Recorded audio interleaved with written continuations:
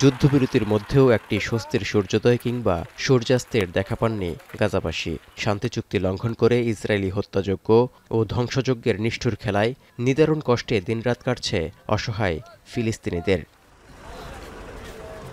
বাস্তুচ্যুত হওয়ায় থমকে গেছে গাজার আল-আকসা বিশ্ববিদ্যালয়ের প্রায় ৪০,০০০ শিক্ষার্থীর স্বপ্ন। তবে অস্তিত্বের প্রশ্নে কঠিন এই জীবনযুদ্ধে হার মানতে নারাজ অনেক শিক্ষার্থী। উচ্চশিক্ষায় শিক্ষিত হতে বিশ্ববিদ্যালয়টির ক্যাম্পাসে থাকা শত শত তাঁবুতে আশ্রয় নিচ্ছেন অনেক তরুণ তরুণী। তাদের একজন ২০ বছর বয়সী ছাত্রী আল সাইদি।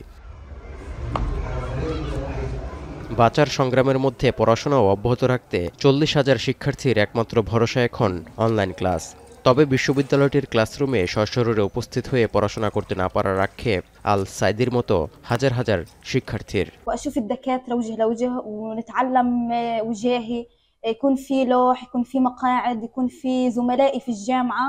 بس انا لما طلعت من رفح نازحه جيت على جامعه الاقصى كل شيء كان متغير। ইসরায়েলি আগ্রাসনের প্রভাবে স্বপ্নভঙ্গ, দুর্ভোগ ও করুণ বাস্তবতার মুখোমুখি গাজা উপত্যকার শিক্ষক শিক্ষার্থী সবাই।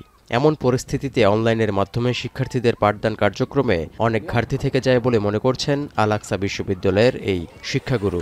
التعليم الإلكتروني داخل اللي هو الجامعات، نعم التعليم الإلكتروني قد يسد بعض الشيء لكن ليس بالكفاءة للتعليم الوجاهي। ধ্বংসস্তূপের নগরীতে বাসস্থান, খাদ্য, ওষুধ ও জ্বালানি সংকট থেকে উত্তরণে চলমান লড়াইয়ের পাশাপাশি শিক্ষার্থীদের শিক্ষা ব্যবস্থা সংকট মোকাবিলায়ও গুরুত্ব দেওয়া উচিত বলে মনে করছেন অনেকেই। ২ বছরের বেশি সময় ধরে ইসরায়েলি বর্বরতায় কয়েক দশকের প্রবৃদ্ধিতে ধস নামায় গাজা উপত্যকার জন্য আন্তর্জাতিক সহায়তায় এখন একমাত্র অবলম্বন হয়ে উঠেছে। তৌহিদুর রহমান, এখন বিশ্ব।